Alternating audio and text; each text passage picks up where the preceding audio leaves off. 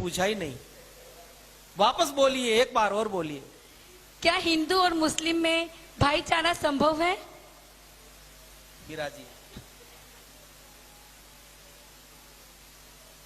हमें तो घोट घोट कर ये पढ़ाया जाता है हिंदू मुस्लिम भाई भाई, हिंदू मुस्लिम भाई भाई। स्कूलों में पढ़ाया जाता है क्या? हिंदू मुस्लिम भाई भाई। लेकिन किसी मदरसे में ये नहीं पढ़ाया जाता। अच्छा, आपने ये जो नारा है हिंदू मुस्लिम भाई भाई, ये हिंदुओं के मुंह से ही सुना होगा, किसी मुसलमान के मुख से आज तक सुना नहीं। क्यों नहीं सुना? अब उसका मैं कारण बताऊंगा। क्योंकि ऐसा बोलना उसके लिए हराम है, वो बोल ही नहीं सकता, कानून विरुद्ध है उसके लिए। कभी आपने ये सुना ईसाई मुस्लिम भाई भाई, यहूदी मुस्लिम भाई भाई, चीनी मुस्लिम भाई भाई, जापानी मुस्लिम भाई भाई? नहीं सुना ना।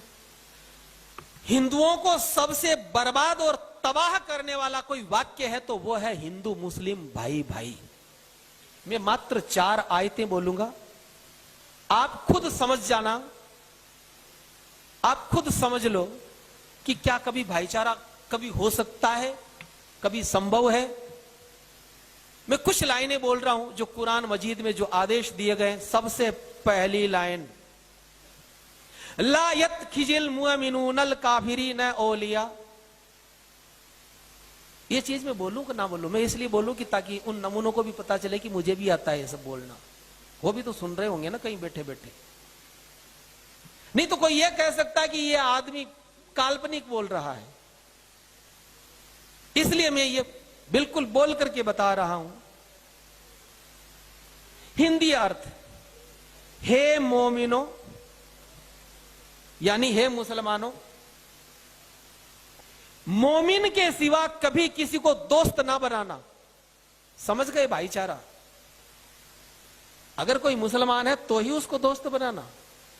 हे मोमिनो, मोमिन के सिवा कभी किसी को दोस्त मत बनाना। अगर बनाया, अब धमकी धमकी बिल्कुल हर आयत में धमकी मिलेगी। अगर किसी ने इस बात को नहीं माना तो उसका खुदा से कोई संबंध नहीं रहेगा। खुदा अपने गजब से सबको डराता है। ध्यान रखना, तुम्हें लौटकर खुदा के पास ही जाना है। मतलब वहां सजा मिलेगी अगर ऐसा नहीं, तुमने हमारी बात ना मानी हो। अब वो लिखते हैं कि क्यों नहीं करना, तो सूरा नंबर 4 की आयत नंबर 89 में वो कहते हैं काफिरों से इसलिए मित्रता नहीं करना क्योंकि काफिर तो ये चाहते हैं कि तुम भी काफिर हो जाओ, वो तुम्हें बिगाड़ देंगे। मतलब हम बिगाड़ने के लिए पैदा हुए हैं उस नमूनों को, या हम दुर्गुण छुड़ाने के लिए हुए हैं? ना ना, तुम गंदगी में पड़े रहो, हम तो डूबे सनम, तुम्हें भी ले डूबेंगे। आगे वो कहते हैं सूरा 9 की आयत नंबर 23 बिल्कुल स्पष्ट वो कहते हैं, ए ईमान वालों। और इतनी खतरनाक बात लिखी है कि सुनकर आप सोच नहीं सकते कि ऐसा भी कोई लिख सकता है क्या। ए ईमान वालों, अगर तुम्हारे मां बाप भाई बहन परिवार का कोई भी व्यक्ति अगर काफिर हो जाए, इस्लाम को ना माने, तो तुम उससे भी अपने संबंध तोड़ लो। वो भी तुम्हारा अपना नहीं है, बाप भी तुम्हारा नहीं अगर वो इस्लाम को ना माने तो।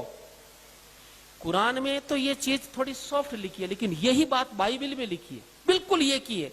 बाइबल में और कठोरता से लिखी है। वहां लिखा गया है तुम्हारा बाप भाई परिवार कोई भी सगा संबंधी अगर ईसाई मत स्वीकार ना करे तो पहले तुम अपने हाथों से उसको मारोगे और फिर दूसरे ईसाइयों को सौंपोगे मारने को, चाहे कितना ही अपना क्यों ना।